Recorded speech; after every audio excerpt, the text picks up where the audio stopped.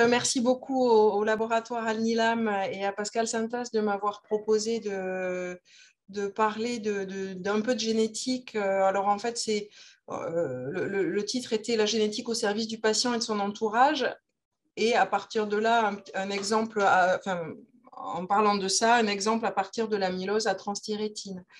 Donc moi, je suis Delphine Dupin-de-Guine, je suis praticien hospitalier dans le service de génétique médicale de Toulouse, Purpan. Voilà, donc mes liens d'intérêt.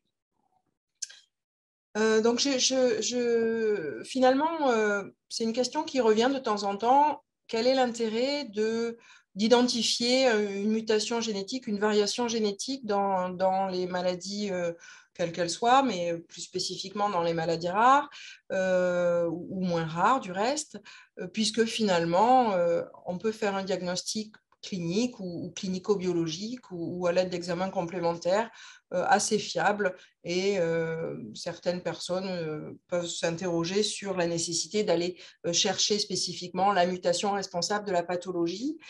Donc, à mon sens, il y a deux volets. Il y a un intérêt pour le patient, mais aussi pour la famille, puisque qui dit maladie génétique dit que ça implique la famille de par l'hérédité. Donc, finalement, pour le patient, ça va permettre d'authentifier le diagnostic qui est suspecté, parce que quand même, malgré tout, il reste parfois des diagnostics différentiels. Ça va permettre au patient d'un peu mieux appréhender et comprendre sa pathologie. Et encore une fois, je reste persuadée que plus le patient comprend sa pathologie, plus il va adhérer aux soins. Ça va permettre de guider le traitement et la surveillance éventuellement. Et puis, parfois, ça permet d'avoir un peu un pronostic évolutif de la pathologie en fonction de la variation génétique ou du gène muté. Et enfin, évidemment, ça va permettre d'apporter un conseil génétique fiable. À partir du moment où on a pu identifier l'anomalie génétique, on va confirmer le diagnostic et préciser le risque pour notamment la descendance de ce patient. Le deuxième volet, ça va être bien sûr pour la famille et dans un certain nombre de cas, ça va amener à la possibilité de proposer un diagnostic présymptomatique, c'est-à-dire pour les apparentés, de savoir s'ils ont hérité ou pas de la mutation responsable et s'il faut de ce fait, s'ils sont à risque et ainsi leur proposer un diagnostic précoce. Pourquoi un diagnostic précoce? Pour pouvoir être pris en charge précocement et de façon efficace. Enfin, pour la famille, pour certaines pathologies, ça va permettre d'offrir la possibilité d'un diagnostic prénatal ou préimplantatoire. Et vous savez qu'en France, les possibilités de ce diagnostic prénatal ou préimplantatoire sont ouvertes aux maladies d'une particulière gravité et incurables au moment du diagnostic, donc ce qui est pas tout à fait l'objet sur l'amylose, mais ça, c'était d'une façon un peu plus générale. Donc, si on prend l'exemple de l'amylose à transthyrétine, donc comme vous le savez, c'est une maladie génétique de transmission autosomique dominante, avec ici, à chaque étage de l'arbre généalogique, des individus qui sont susceptibles, enfin qui sont atteints sur cet arbre, qui sont susceptibles d'être atteints. L'amylose à transthyrétine, en résumé, il y a plusieurs types d'atteintes. Je ne détaille pas, hein, puisque ce n'est pas l'objet de ma présentation. Il peut y avoir donc une atteinte cardiaque, neurologique, rénale, ophtalmologique, avec des expressions variables, comme dans beaucoup de maladies génétiques de transmission autosomique dominante, tant à la fois en interfamilial, c'est-à-dire entre les différentes familles, mais également intrafamiliales. Alors, c'est vrai que pour l'amylose à transthyrétine, il y a quand même des mutations récurrentes avec une corrélation génotype-phénotype qui est plutôt pas mauvaise, comme je vais l'illustrer un peu après. Donc, finalement, pour le patient, si on revient au patient, l'intérêt d'avoir cette caractérisation de l'anomalie génétique, il va être réel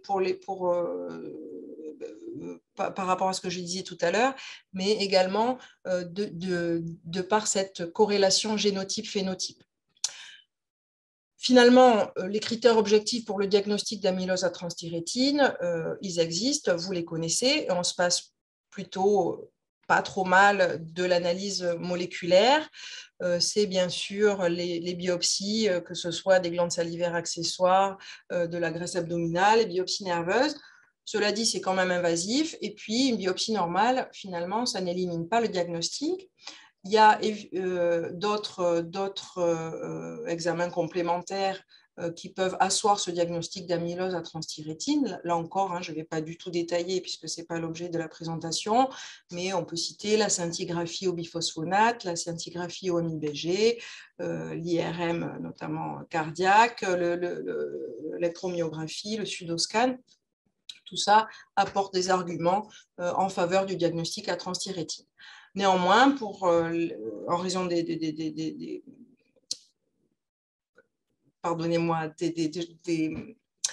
critères que j'ai évoqués plus haut, on va proposer l'analyse du gène de la transthyrétine pour caractériser cette anomalie génétique. Alors, rassurez-vous, je ne vais pas vous encombrer l'esprit avec tout un tas de choses qui sont un petit peu rébarbatives, mais quand même, les explorations moléculaires pour étude des caractéristiques génétiques d'une personne sont soumises à une loi, sont contrôlées par le Code civil et le Code de la santé publique, et ça, il m'a semblé quand même important de le rappeler. Cette étude des caractéristiques génétiques de la personne subordonnée au consentement qui doit être recueilli au préalable de la réalisation de l'examen et au cours d'une consultation. Donc, il ne s'agit pas de faire une prise de sang au lit du malade et de se dire, bon, on fera signer un truc plus tard pour mettre le dossier à jour. Le Code de la santé publique précise qui peut prescrire, pour qui l'analyse peut être prescrite et comment doit être rendu le résultat. Donc, le prescripteur peut être un médecin généticien, mais évidemment un autre médecin qui ne soit pas généticien, à condition que ce médecin connaisse parfaitement la situation clinique, la prise en charge thérapeutique et les conséquences familiales. Ça, c'est important puisque lors du consentement, le patient doit être informé des conséquences sur la famille et de son devoir d'information légale à la famille si une mutation venait à être découverte. Le médecin doit être capable aussi d'interpréter les résultats et vous verrez 3 petits exemples par la suite qui montrent que interpréter les résultats, ce n'est pas rien. On a dans notre génome des milliers, des millions de variations et évidemment, chaque variation n'est pas responsable d'une maladie. Donc, si on n'est pas au fait de l'interprétation des résultats, ça peut amener des conséquences dramatiques d'annoncer des choses qui ne sont pas complètement exactes au patient. Et non seulement ça va avoir des conséquences sur le patient, mais aussi sur la famille. Donc, bien sûr, on prescrit une analyse génétique à des patients symptomatiques. On verra tout à l'heure qu'on peut aussi prescrire à des personnes asymptomatiques, là encore avec des règles un peu strictes.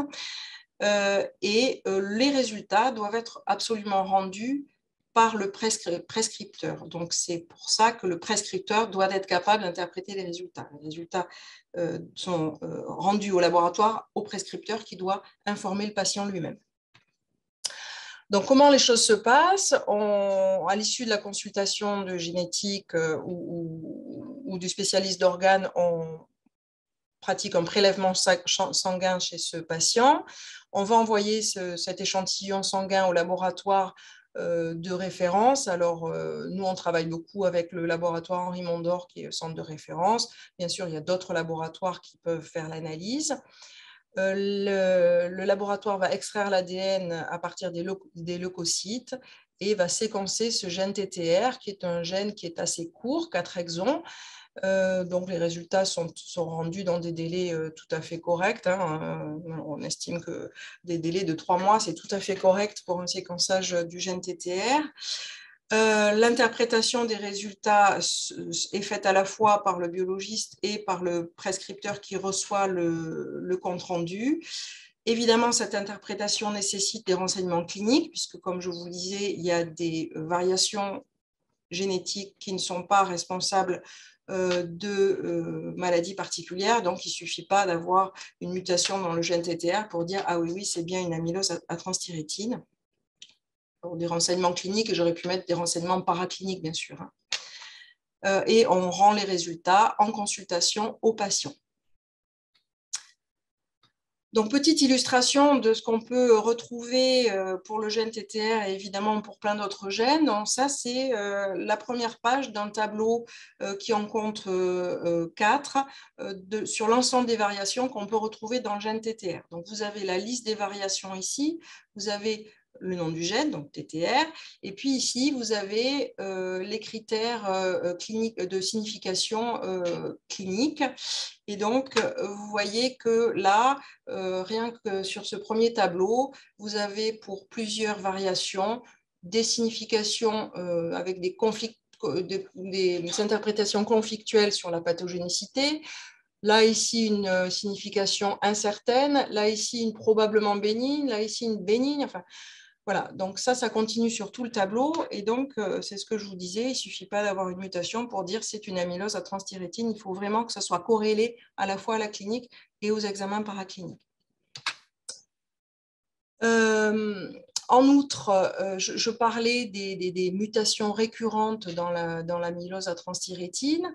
Donc, ces mutations récurrentes, notamment ces deux qu'on connaît bien, il y a une corrélation pas mauvaise entre la génétique et la clinique, puisque par exemple, sur cette mutation qui permet le remplacement d'une valine par une méthionine en position 50 de la protéine, vous avez une présentation clinique qui est assez univoque, avec au départ des signes neurologiques, puis plus tardivement des signes cardiaques, et éventuellement ophtalmologiques et néphrologiques. Pour celle-ci, par exemple, on sait qu'il y a un phénotype quasiment exclusivement cardiaque, avec une cardiopathie hypertrophique, des troubles conductifs et des morts subites. Et puis, vous voyez que pour d'autres mutations, il peut y avoir une présentation tout à fait différente, avec des signes très centraux. Bon, c'est plutôt rare dans ce qu'on peut trouver au quotidien. Enfin, c'est peut-être que les neurologues auront plus de présentations qui ressemblent à ça avec des diagnostics avec cette mutation. Ils pourront nous le dire peut-être tout à l'heure.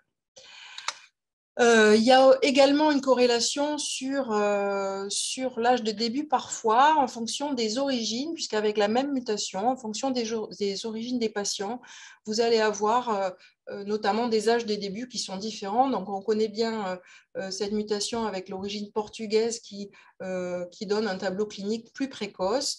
Et bien, au Japon, il y a aussi une zone que j'ai représentée ici avec ces cercles rouges, donc autour de Nagano et puis dans le sud-est du Japon, qui donne avec la même mutation des formes plutôt précoces de type portugaise, alors que dans le reste du Japon, finalement, on est sur des formes plutôt en âge de début, en tout cas, comparables à ce qu'on peut trouver dans les populations caucasiennes. La prévalence des mutations est aussi différente en fonction des régions. C'est dû probablement à des effets fondateurs. Et notamment chez les Afro-Américains, on trouve cette mutation VAL142IE chez un nombre important de patients avec des formes en général moins sévères. Donc, on passe au volet familial. Je suis désolée, je vais peut-être un peu vite. J'avais tellement peur de prendre du retard que bon, il y aura des questions après, j'imagine. Donc, sur la forme dominante, hein, bien évidemment, c'est représenté ici sur le petit schéma. 50% des apparentés au premier degré, c'est-à-dire enfants, parents, frères et sœurs, sont à risque d'avoir hérité de la mutation génétique d'un 50% des apparentés au premier degré d'un individu atteint, bien sûr.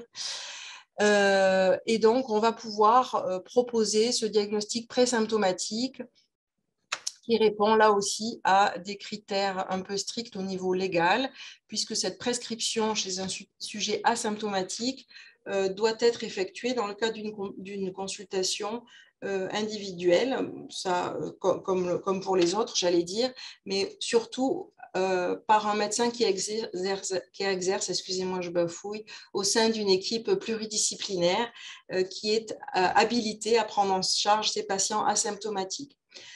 Donc, l'équipe disciplinaire et le protocole selon lequel se fait ce test présymptomatique doit être déclaré à l'Agence de la biomédecine, et ça, c'est très important. Alors, à ce sujet, sur les tests chez les personnes asymptomatiques, là, on parle de sujets majeurs. Les tests présymptomatiques chez les sujets mineurs peuvent être autorisés, à condition, dit la loi, que ça leur apporte un bénéfice direct. Donc, bien évidemment, sur l'amylose à transthyrétine, qui est une maladie de l'adulte de début plutôt tardif, même y compris dans les formes dites précoces, mais ça démarre en tout cas pas à l'âge pédiatrique et pas chez l'adulte très jeune. Ça ne rentre pas du tout dans le cadre de cet intérêt immédiat pour le patient. Et donc, le fait de faire un test présymptomatique chez un enfant, par exemple, de 12 ans pour une amylose à transthyrétine n'a pas de sens et serait plutôt, d'ailleurs, le seul intérêt qui pourrait en retirer serait un désavantage sur le plan psychologique notamment. Donc ici, chaque équipe peut fabriquer, j'allais dire, construire son protocole. Nous, dans le service, on a établi le suivant. Donc, notre protocole fait intervenir Madame Christelle Garnier, qui est psychologue dans l'équipe, Mesdames Maude Langeois et Nelly Devulf, qui sont conseillères en génétique dans l'équipe, et moi-même. Donc, les choses se déroulent de la façon suivante. Il y a un premier rendez-vous avec le patient, donc une première consultation avec la conseillère en génétique et moi-même, où on explique ce qu'est la maladie, le mode de transmission et les tenants et les aboutissants du test génétique, l'intérêt qu'il y a à faire un test génétique prédictif pour l'amylose à transthyrétine. À l'issue de cette consultation, on fait un premier prélèvement. Il y a un deuxième rendez-vous qui est fixé avec la psychologue sur un autre temps, à un autre moment, avec un jour différent. Ça, c'est important parce que les deux prélèvements doivent être faits de façon indépendante pour s'affranchir des possibilités d'échange de tubes et de mélange d'échantillons au laboratoire à la réception.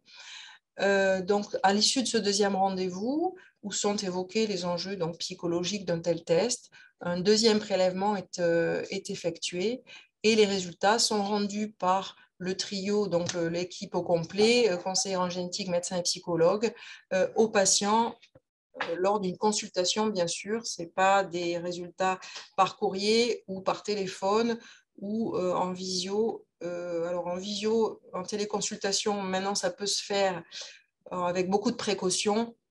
On essaye d'éviter, mais sur des personnes qui auraient du mal à se déplacer parce qu'elles sont très loin, ça peut arriver de façon exceptionnelle. Donc, deux situations finalement, soit le résultat est favorable, c'est-à-dire que le variant familial n'est pas identifié chez le patient. Alors évidemment, c'est très agréable à annoncer.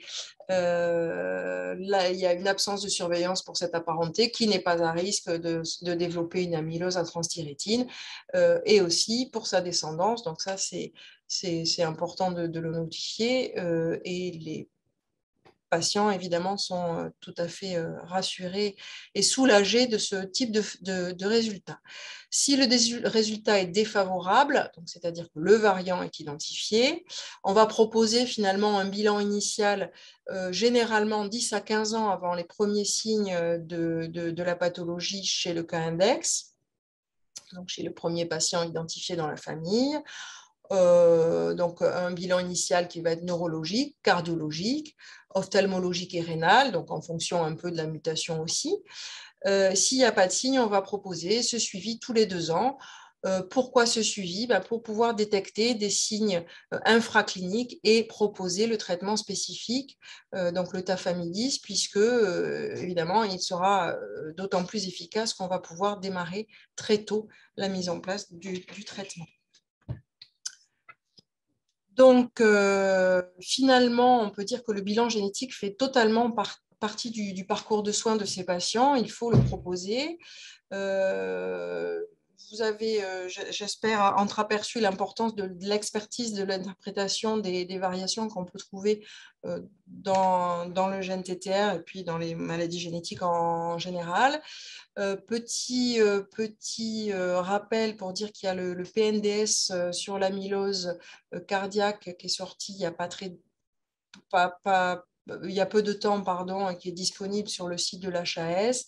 Et puis, pour ceux que ça intéresse, il y a un Gene Review sur l'amylose à transthyrétine qui est récent, hein, puisqu'il a été publié en juin 2021. Enfin, en tout cas, révisé en juin 2021 et qui est assez complet. Donc, je me présente, je suis Anne-Pavie Le Trahan, je suis neurologue au CHU de Toulouse et responsable du laboratoire d'exploration du système nerveux autonome. Alors, je remercie les organisateurs et Pascal de m'avoir invité à parler des autonomies, qui est souvent un peu méconnue. Et on va voir pourtant que c'est important dans l'aminose ATTR, il y a un intérêt. Or, pourquoi étudier le système nerveux autonome dans l'aminose? Il y a plusieurs raisons. D'une part, vous le savez, la neuropathie autonome est fréquente, puisque ça concerne 40 à 75% des patients, en fait, selon les études et selon aussi les symptômes que l'on étudie et les moyens d'investigation qu'on utilise. Elle est plus fréquente dans les formes précoces. Elle peut être l'élément révélateur de l'aminose. Et moi, quand je vois des gens pour une dysautonomie isolée, on recherchera une aminose dans le diagnostic. Et enfin, la neuropathie autonome en soi, en particulier la neuropathie autonome cardiovasculaire, est un facteur de morbimortalité. Dans l'aminose, qu'est-ce qui se passe? L'atteinte du système nerveux autonome, essentiellement une atteinte périphérique due à l'atteinte des petites fibres des systèmes efférents, sympathiques et parasympathiques. Alors, comment rechercher la dysautonomie?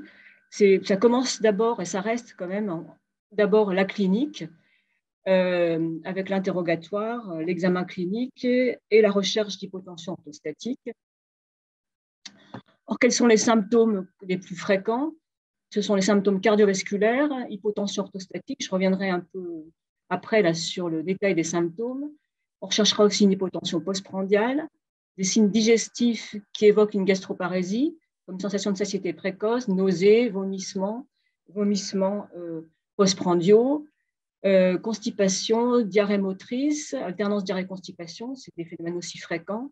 Des symptômes génito-urinaires avec des troubles de polacurie, dysurie, difficulté de vidange de la vessie, dysfonction érectile, il faut poser la question. Des troubles de la sudation qui vont surtout intéresser les extrémités avec une diminution de la sudation, des troubles vasomoteurs des extrémités, des troubles de l'accommodation qui peuvent refléter une atteinte pupillaire. Si on veut être un peu plus précis, on peut utiliser des questionnaires. Sur ce questionnaire-là, le CADT qui a été mis au point dans l'aminose et qui permet comme ça de lister les différents symptômes que je viens de décrire en leur donnant aussi, en les quantifiant en fonction de leur gravité. Et dans beaucoup de protocoles, maintenant, on utilise une échelle globale de dysautonomie qui est la COMPASS 31. 31, c'est parce qu'il y a en fait 31 items à remplir, mais c'est une échelle maintenant qui est la plus validée pour utiliser le système nerveux autonome. Alors, je reviens un peu sur l'hypotension orthostatique parce que parfois, les symptômes sont évidents quand ils sont en rapport avec un bas débit sanguin cérébral, avec une sensation de malaise, de tête vide, vision trouble, allant parfois jusqu'à la perte de connaissance. Parfois, ce sont des symptômes qui reflètent un bas débit musculaire avec les douleurs en porte-manteau des Anglais qui sont spécifiques en position debout. Et parfois, les signes sont non spécifiques. Il s'agit simplement de faiblesse, fatigue, de chute, en sachant qu'il n'y a pas toujours de corrélation entre l'importance de l'hypotension et les signes cliniques quand l'hypotension est chronique, parce qu'il y a en fait une adaptation de l'autorégulation du débit sanguin cérébral. Enfin, identifier les facteurs favorisants permettra aussi de mieux cerner les symptômes d'hypotension, si ce sont des symptômes qui sont favorisés en postprandial ou favorisés par la chaleur ou par l'alitement. Bien sûr, il faut rechercher aussi des traitements qui peuvent favoriser l'hypotension orthostatique et ils sont nombreux. Quand on veut étudier plus finement le système nerveux autonome, on réalise des tests en laboratoire qui sont essentiellement, on va le voir, des tests cardiovasculaires et l'étude de la sudation. On fait aussi, nous, des tests pupillaires. Et après, il y a certains examens spécialisés qui seront des affaires de spécialistes, j'allais dire, en fonction des symptômes. Juste l'échographie vésicale et rénale avec recherche d'un résidu postmictionnel est un bon examen de débrouillage, j'allais dire, pour rechercher une rétention urinaire. En sachant que tous ces tests sont des tests qui étudient le fonctionnement du système nerveux autonome de façon indirecte. En fait, on voit comment fonctionne le système nerveux autonome sous la dépendance du SNA. Ce n'est pas des tests qui étudient directement le système nerveux autonome. Alors, les premiers tests sont des tests cardiovasculaires et ils sont basés sur l'étude des variations de la fréquence cardiaque et de la pression artérielle enregistrée en continu, là au bout du doigt, avec ce petit capteur que vous voyez, battement par battement, au cours de différentes stimulations qui permettent de stimuler le système sympathique, parasympathique et le baroréflexe. Je vais revenir à la respiration profonde, les variations de fréquence cardiaque sous dépendance parasympathique, la manœuvre de Valsalva, les tests orthostatiques qui étudieront le fonctionnement du baroréflexe, et le hand grip, où on étudie les variations de pression artérielle qui sont uniquement sous dépendance sympathique. Chacun de ces tests est coté, 0 normal, 0,5 limite ou 1 pathologique. Ça donne un score global de dysautonomie et ça permet aussi de voir si c'est plutôt une atteinte sympathique et parasympathique, en sachant que dans l'amylose ATTR, c'est une dysautonomie globale atteignant à la fois les systèmes sympathiques et parasympathiques. Alors, juste quelques exemples. Vous voyez ici le test de respiration profonde. Vous pouvez voir chez ce patient qui a une neuropathie autonome cardiaque la diminution des variations de fréquence cardiaque à la respiration profonde par rapport à un sujet sain du même âge en dessous. Ça reflète l'atteinte parasympathique. On fait aussi simplement ce qu'on appelle un stand test, on met les patients debout et on regarde les variations initiales de fréquence cardiaque avec une augmentation de la fréquence cardiaque qui est maximale à peu près environ 15 secondes au moment du lever, puis minimale à peu près après environ 30 secondes, c'est pour ça que ça s'appelle le rapport 30-15. Et on recherchera aussi, bien sûr, une hypotension orthostatique, vous connaissez la définition, une diminution de la pression systolique d'au moins 20 mm de mercure et ou de la diastolique d'au moins 10 mm de mercure dans les 3 à 5 minutes du lever. Les critères sont un peu plus importants chez les sujets hypertendus et parfois, quand le déficit sympathique est modéré, l'hypotension n'apparaît que plus tardivement. Donc, il ne faut pas hésiter à prolonger le test orthostatique jusqu'à 10 minutes pour rechercher cette hypotension orthostatique. Vous avez ici un schéma du baroréflexe et vous voyez que dans l'hypotension orthostatique neurogène, l'hypotension est due en fait à un défaut de vasoconstriction périphérique, plus qu'un défaut d'augmentation de la fréquence cardiaque. Et dans l'amylose, ceci est dû à une atteinte périphérique post-ganglionnaire. On peut utiliser aussi un TIL test qui permet de sensibiliser le test orthostatique et qui peut être utilisé chez les gens qui ont des patients qui ont des problèmes d'équilibre. Vous voyez ici une illustration d'une hypotension orthostatique qui apparaît dans le TIL test, qui va se majorer avec le TIL. C'est un patient qui a une amylose avec une augmentation de fréquence cardiaque qui reste limitée malgré l'importance de l'hypotension. La manœuvre de Valsalva consiste à demander au patient à souffler pendant 15 secondes d'exercer une pression de 40 mm de mercure. Cela entraîne une diminution du débit cardiaque, une chute de la pression artérielle que vous pouvez voir ici en phase 2. Grâce au baroréflexe, la pression artérielle se maintient malgré tout. Et à la fin de l'épreuve, il y a une vasoconstriction qui persiste. Vous avez donc un effet rebond ici, en phase 4. Et parallèlement, bien sûr, quand la pression diminue, la fréquence cardiaque augmente. Alors que vous voyez ici, chez un sujet pathologique, vous voyez que la pression artérielle va chuter dramatiquement sans revenir à la normale avec des variations limitées de la fréquence cardiaque. Bien sûr, tous ces tests doivent être interprétés en fonction de l'âge. Le système nerveux autonome vieillit beaucoup. Et vous voyez ici, par exemple, pour la respiration profonde, vous allez avoir 30 battements entre inspiration et expiration à 20 ans et vous n'avez plus à avoir que moins de 10 battements à 70 ans. Donc, ces tests devront être interprétés en fonction de l'âge. S'il n'y a pas tous ces moyens d'investigation, on peut simplement enregistrer la fréquence cardiaque sur un ECG et mesurer la pression artérielle et étudier ces variations initiales de fréquence cardiaque lors du lever avec la respiration profonde et regarder comment la fréquence cardiaque évolue quand la pression artérielle varie. Si bien sûr la pression artérielle chute sans augmentation ou une augmentation limitée des fréquences cardiaques, cela évoquera une hypotension orthostatique neurogène. On peut faire des choses plus sophistiquées en analysant la variabilité de la fréquence cardiaque, soit à court terme sur une période de 5 minutes, soit sur des holters ECG, et la diminution de la variabilité de la fréquence cardiaque. Je ne rentre pas dans le détail des méthodes temporelles ou fréquentielles. Vous voyez parfois ces résultats sur les holters ECG, est un signe précoce de neuropathie autonome cardiaque. C'est un facteur de morbimortalité, en sachant que parfois, dans l'aminose en particulier, bien sûr, ce type d'analyse n'est pas possible quand il y a trop de troubles du rythme. La scintigraphie myocardique au MIBG permet d'étudier l'innervation cardiaque sympathique postganglionnaire.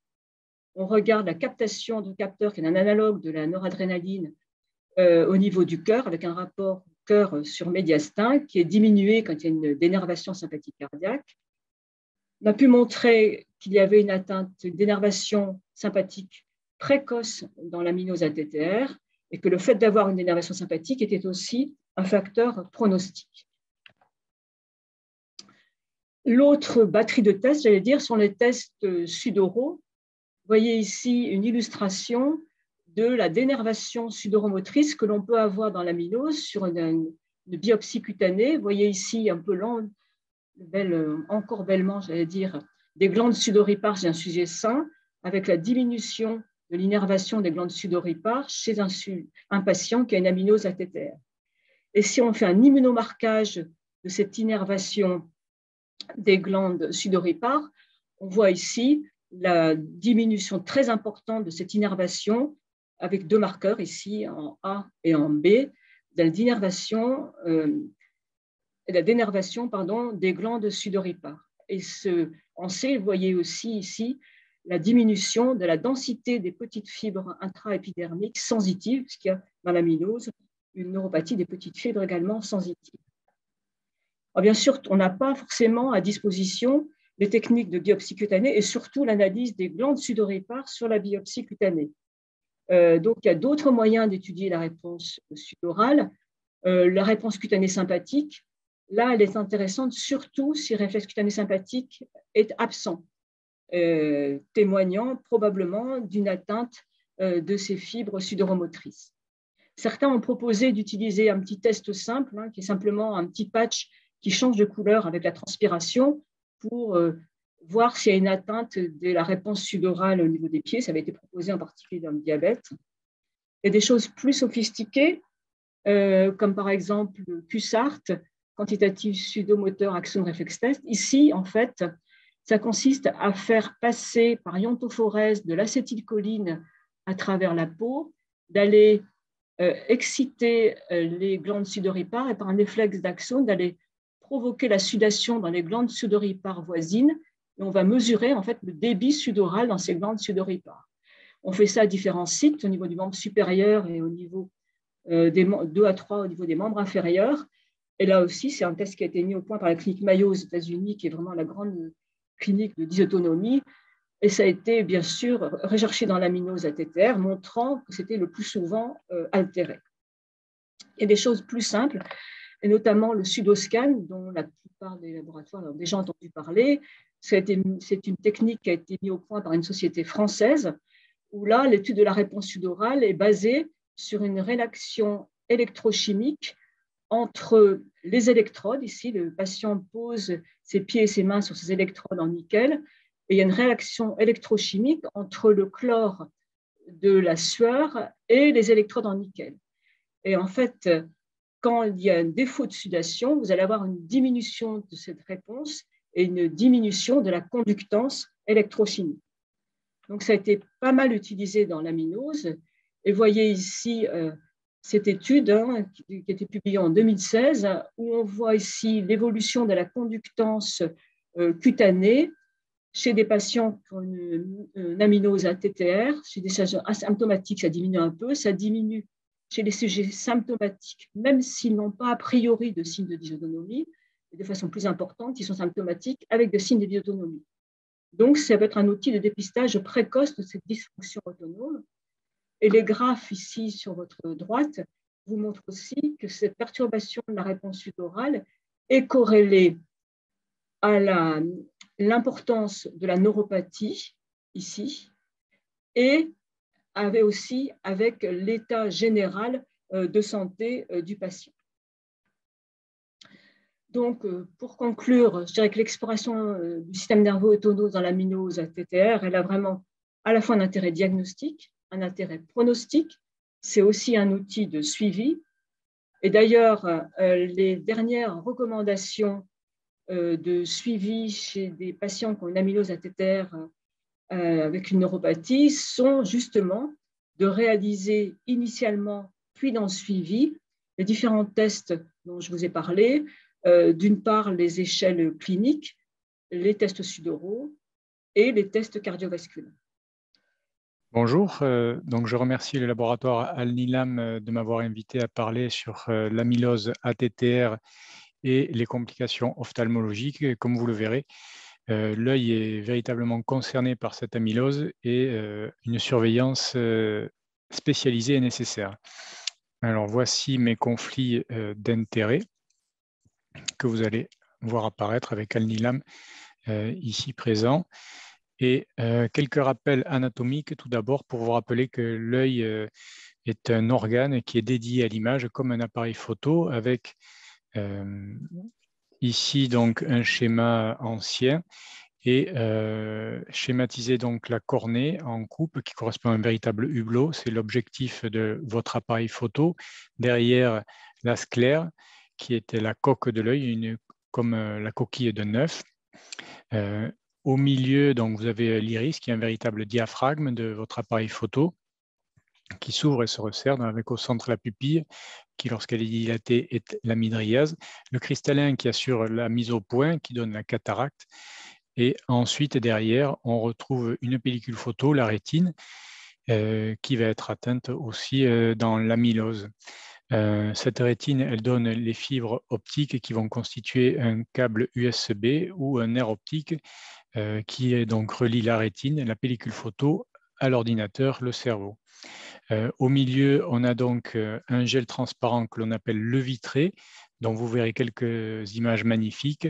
Et ensuite, le liquide clair qui est devant le cristallin en jaune, donc c'est ce que l'on appelle l'humeur aqueuse, qui circule par la pupille. Et lorsque ce liquide clair que l'on appelle humeur aqueuse s'évacue mal par l'angle irido-cornéen, eh bien, cela fera monter la pression intraoculaire, comme on pourra le voir tout à l'heure. Donc, ces rappels anatomiques qui sont nécessaires, je suis désolé, peut-être qu'ils sont évidents pour certains, mais ils sont nécessaires pour rappeler l'emplacement de tous les tissus de l'œil et en fait, de nombreux tissus vont être touchés par l'amylose ATTR. Voici l'image d'un fond d'œil avec donc le nerf optique que l'on peut voir ici et ensuite la macula que l'on peut voir là avec des vaisseaux qui sont les vaisseaux rétiniens, la veine et l'artère. Et ici, il n'est représenté que la macula, mais la rétine est constituée de la macula et de la périphérie rétinienne qui s'étend relativement loin. On verra des images dans géographie tout à l'heure. Voici une image d'OCT. Vous avez à gauche la rétinophotographie avec différentes coupes qui ont été réalisées. Et en fait, la coupe en vert clair est schématisée en vert clair, pardon, correspond à la coupe qui est à droite. Et vous avez donc une coupe quasi histologique de la rétine avec cette dépression fovéolaire centrale qui est normale. On verra en quoi cela peut nous être utile tout à l'heure. Donc, tout d'abord, atteinte ophtalmologique et amylose. Il existe différentes amyloses. Et ici, nous allons parler de l'amylose ATTR, donc, qui donne lieu à des complications systémiques et, comme vous pouvez le voir, des complications ophtalmologiques que nous allons traiter de suite. Alors, 10% des patients présentant une amylose ATTR sont concernés par ces manifestations ophtalmologiques et en fonction des mutations, on va pouvoir avoir plus ou moins de complications ophtalmologiques. Mais globalement, voilà, tous les tissus de l'œil peuvent être touchés.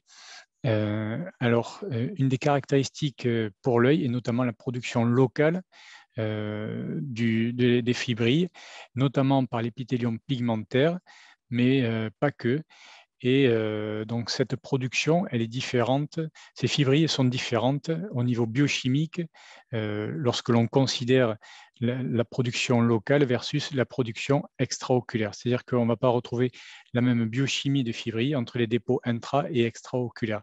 Ça, c'est un des premiers éléments. L'autre élément, c'est qu'après une greffe hépatique, eh bien, il peut y avoir une production jusqu'à plus de 10 ans après les greffes hépatiques. On a observé des récidives d'amylose, enfin, pardon, des manifestations ophtalmologiques de l'amylose du fait de cette synthèse locale. Et parfois, la greffe hépatique entraîne une accélération des complications locales. Et par ailleurs, donc, la sévérité de l'atteinte ophtalmologique est indépendante de la sévérité de l'atteinte systémique du fait de cette production locale.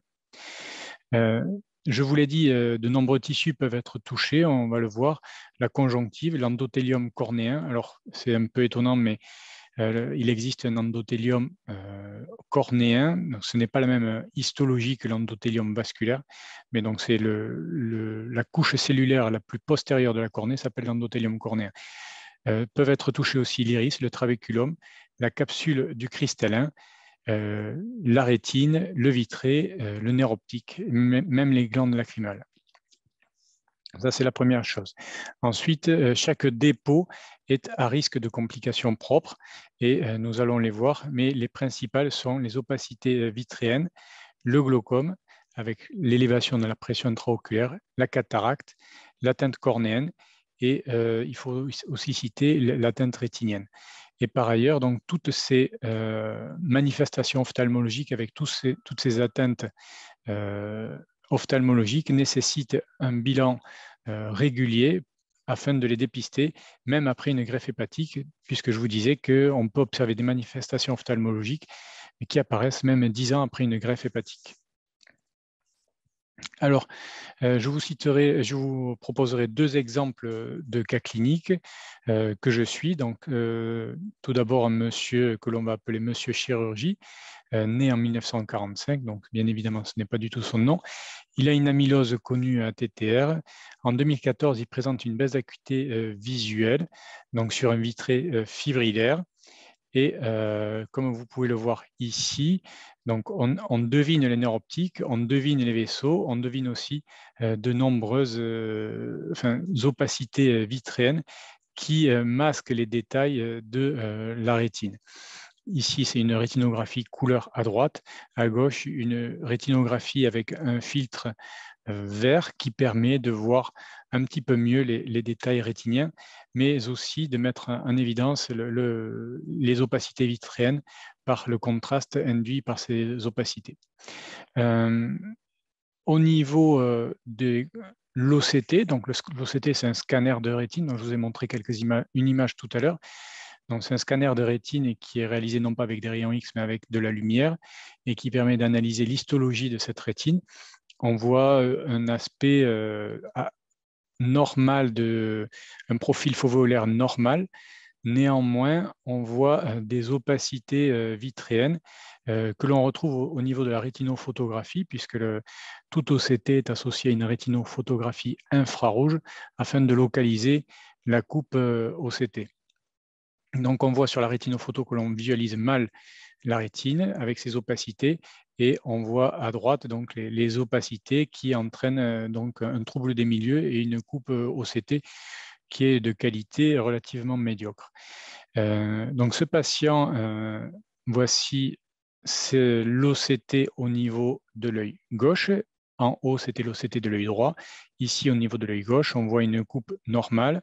Alors, ne vous fiez pas au fait que la coupe OCT maculaire est plus grande en bas, c'est au niveau de l'œil gauche qu'au niveau de l'œil droit, c'est juste des problèmes d'acquisition. Et on voit au niveau de la rétinophoto une clarté, une transparence des milieux. En janvier 2015, donc on était à l'automne 2014, en janvier 2015, ce patient bénéficie d'une vitrectomie et vous pouvez voir que, eh bien, on retrouve en post-opératoire un profil foveolaire inchangé, par contre, une clarté des milieux. On a levé ces opacités vitréennes. Donc, cette vitrectomie avait un but optique et un but diagnostique, avec donc une anapathe qui a confirmé l'amylose ATTR sur l'anatomopathologie du vitré. Mais dans les suites, ce patient a présenté une cataracte. Vous avez ici un exemple de cataracte nucléaire avec donc une coupe en lampe à fente. On envoie une fente lumineuse de la gauche vers la droite de façon oblique qui permet de couper les différents tissus oculaires. Ici se trouve la cornée, ici c'est la chambre antérieure et ici vous avez le cristallin avec une opacité ici nucléaire du noyau du cristallin, ici la face postérieure du cristallin, ici la face antérieure du cristallin. Il faut voir que ces examens à la lampe à fente, c'est un petit peu comme quand vous avez un pinceau de lumière qui passe à travers une porte entrouverte où on voit les graines dans l'atmosphère. En post-opératoire, le patient avait une acuité visuelle de 10/10 au niveau de cet œil droit, mais dans les suites, 4 mois après, il présente une baisse d'acuité visuelle avec un œdème de la macula, comme vous pouvez le voir ici, et une augmentation de la pression intraoculaire à 35 mm de mercure pour une normale à 20 mm de mercure. Ce patient a bénéficié d'un traitement médicamenteux par Diamox, Diffuca, anti-inflammatoires stéroïdiens et non stéroïdiens locaux. Devant l'inefficacité de ce traitement sur l'œdème maculaire, on parle de syndrome d'Irving-Gask. Ça veut dire que c'est un œdème maculaire post-opératoire d'origine inflammatoire. Eh bien, nous lui avons proposé des injections de corticoïdes retard, donc en décembre 2016, après en avoir discuté avec les internistes. Et vous avez ici, donc en 2017, une acuité visuelle qui est remontée en janvier 2017, donc juste après l'injection de corticoïdes, un profil foveolaire qui se normalise.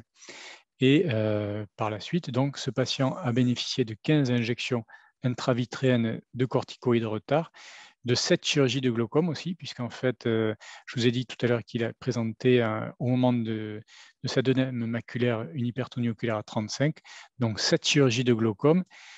Et au final, il a aussi présenté une cataracte secondaire un petit peu spéciale, puisque vous pouvez voir ici ces dépôts fibrillaires qui en fait correspondent à une récidive locale au niveau de la capsule postérieure de l'implant, puisqu'ici on est avec en examen à la lampe à fente, comme je vous ai montré tout à l'heure l'examen à la lampe à fente de la cataracte nucléaire.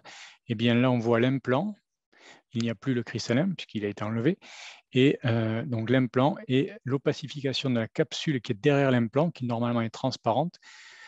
Lorsqu'elle s'opacifie, on parle de cataracte secondaire, mais on voit bien les fibrilles qui sont en continuité avec les fibrilles vitréennes et donc qui correspondent à des dépôts d'amylose au niveau de cette capsule secondaire. Donc, après toutes ces injections, ces chirurgies et l'ouverture de la capsule postérieure du cristallin, le patient a actuellement 7/10, ce qui est quand même très intéressant au niveau fonctionnel et nous en sommes très contents parce que ça a été quand même un certain chemin difficile.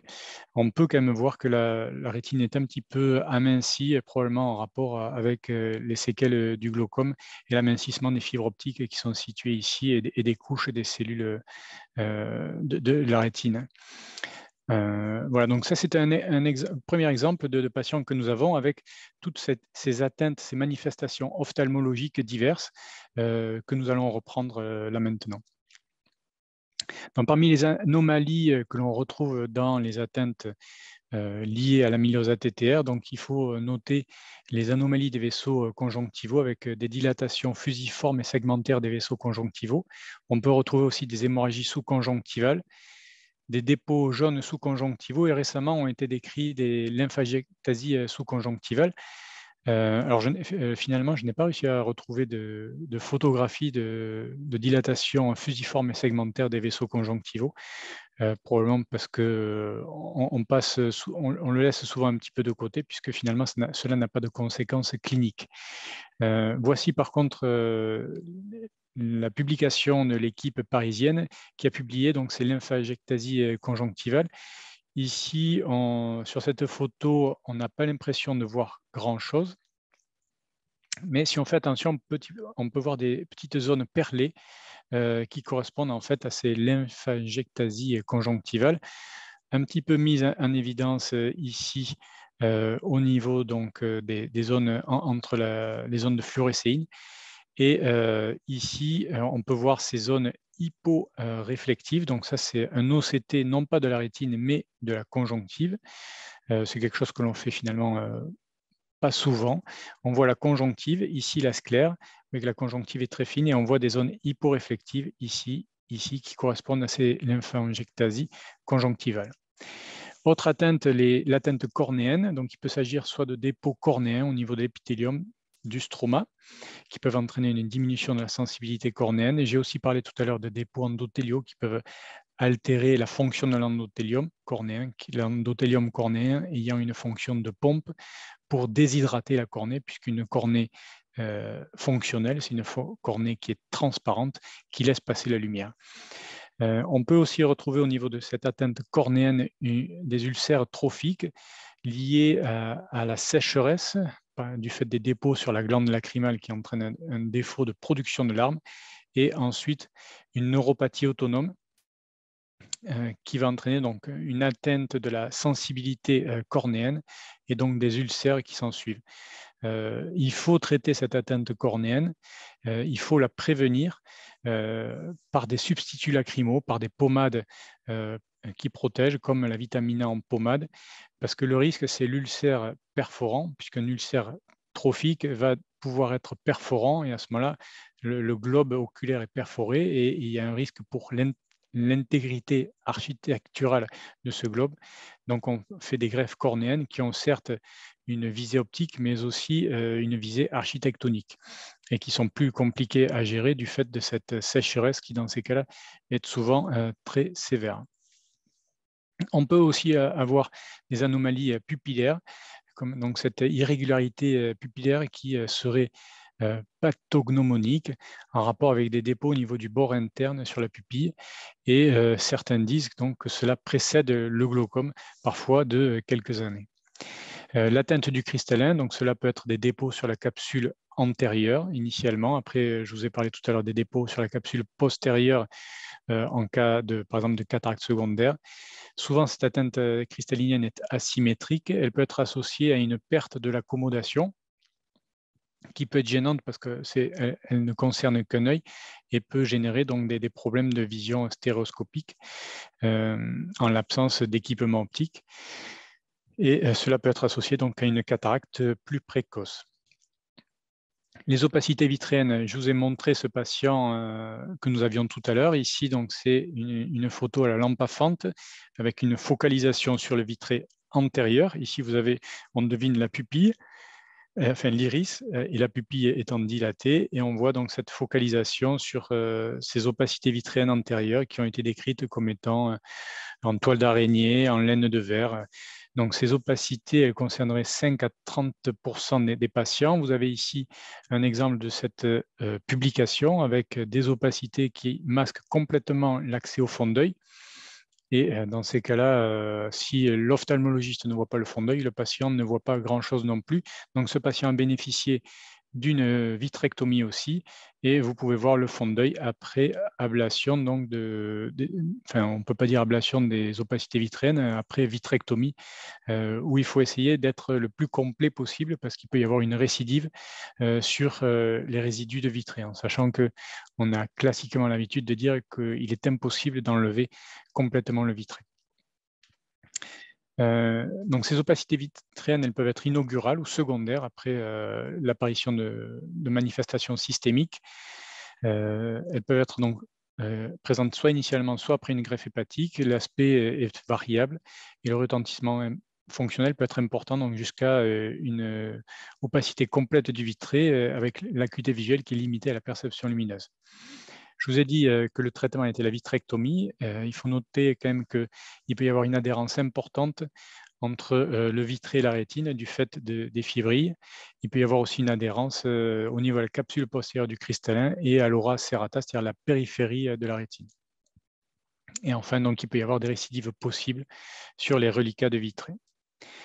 Le glaucome, donc classiquement, on parle de glaucome lorsqu'il y a une atteinte du nerf optique du fait d'une élévation pressionnelle, une élévation de la pression à l'intérieur de l'œil.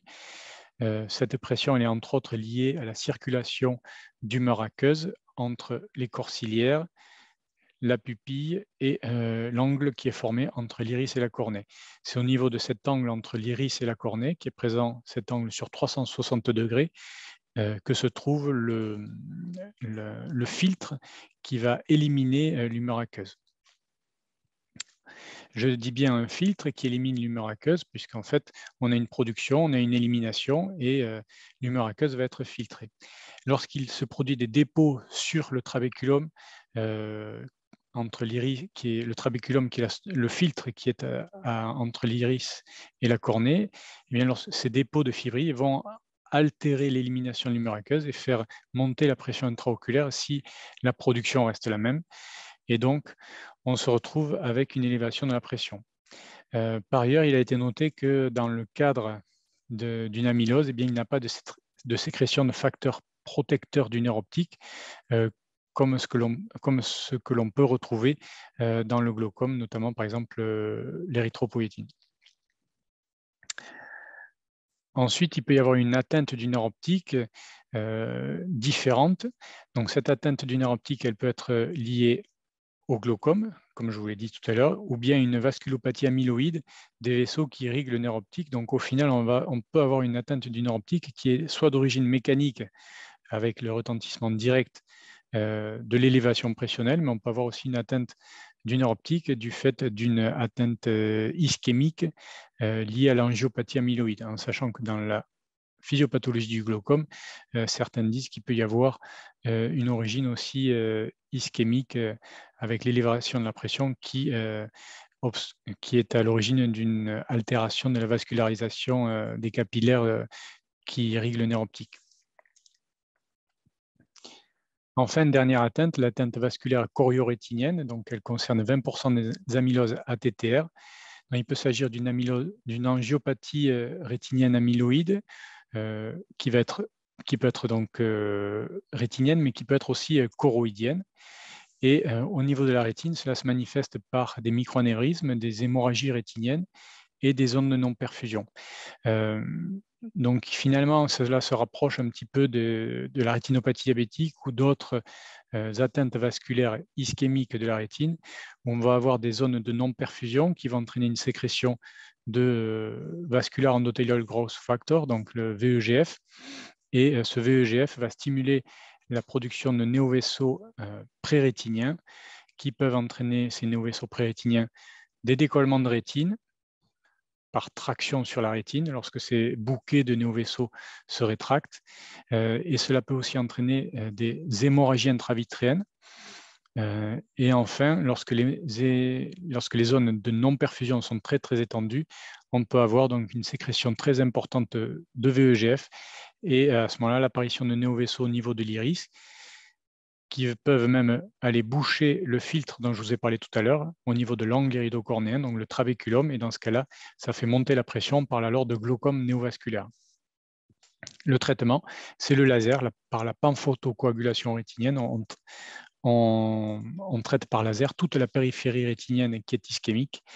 Et l'idée, si vous voulez, c'est que l'on va détruire ces zones de rétine qui sont non perfusées, qui sont non fonctionnelles et qui sécrètent le VEGF. Un des traitements qui peut être utilisé de façon très transitoire dans ces atteintes qui sont VEGF dépendantes, ce sont les injections intravitréennes d'anti-VEGF, comme on peut avoir dans d'autres pathologies en ophtalmologie. Donc voici un exemple, monsieur, que j'ai nommé angiopathie. Vous avez ici donc deux photos, c'est le même œil, à la même période. Je vous ai montré ces deux photos parce que ce patient présentait une hémorragie intravitréenne que vous pouvez voir ici. Donc, l'hémorragie intravitréenne, ce sont des opacités vitréennes aussi, mais qui correspondent donc à c'est du sang. Vous voyez que ce sang bouge tout simplement parce que le vitré, c'est un gel. Et ensuite, on peut voir ici un voile fibreux qui correspond probablement à des zones de rétraction du vitré. On voit ici des impacts de laser. Vous avez donc, c'est l'œil gauche, la macula est ici, et on a fait une PPR au niveau donc de la périphérie de la rétine. Ici, donc, c'est centré sur la macula et sur la périphérie proximale inférieure de l'œil gauche. En angiographie, on voit donc les éléments à voir, c'est les opacités liées donc à l'hémorragie intravitréenne, l'aspect lié au laser. Et ici, vous avez donc les vaisseaux, la veine, l'artère. Vous avez ici cette artère qui bave, donc avec une diffusion du produit de contraste, de la fluorescéine. On a ici aussi une diffusion de fluorescéine en rapport donc avec la présence de néovaisseaux. Ces néovaisseaux étaient présents donc dans cette photo en couleur. Donc on parle de voile fibrovasculaire et on va voir que ce patient présentait cela aussi au niveau de l'autre œil. Au niveau de l'œil droit, on voit aussi un voile fibrovasculaire partant du nerf optique. On retrouve la macula ici, des vaisseaux qui sont à peu près normaux là. Ici, une hyperfluorescence précoce, c'était un temps précoce au niveau de l'angiographie, en rapport donc avec la présence d'un néovaisseau pré-rétinien. Donc les néovaisseaux, ils flashent à l'angiographie et à la fluorescéine. Et ensuite, ici, je vous ai fait un photomontage avec la périphérie une petite partie de la périphérie de la rétine. On voit des cicatrices de laser là en périphérie rétinienne supérieure, des cicatrices de laser en temporale. Et on voit qu'ici, en inférieur et en temporale, il manque du laser. Et alors, ce qui est intéressant, c'est aussi de voir qu'il y a des zones très, très sombres là, qui correspondent en fait finalement à des zones de non-perfusion rétinienne. Et on comprend que ces zones de non-perfusion font partie de la physiopathologie et donc de ces néovaisseaux, puisque ce sont des zones qui vont sécréter du VEGF. Donc ce patient, il a bénéficié ensuite d'un complément de panphotocoagulation rétinienne sur ces zones de non-perfusion périphérique et qui étaient non traitées. Et ici aussi, une photo grossie à gauche de cette périphérie temporale. On voit bien donc les néovaisseaux, certaines zones de diffusion liées à la présence d'une vascularite rétinienne au niveau donc, de la paroi. Ici, vous avez donc la zone de non-perfusion. Ici, quelques impacts de laser. Voilà. Donc, en conclusion, tous les tissus de l'œil peuvent être touchés. Un monitorage régulier des patients est nécessaire et il faut réellement le faire puisque ces complications sont potentiellement cécitantes et que par ailleurs, elles sont indépendantes de la sévérité de l'atteinte systémique. Et je vous remercie de votre attention.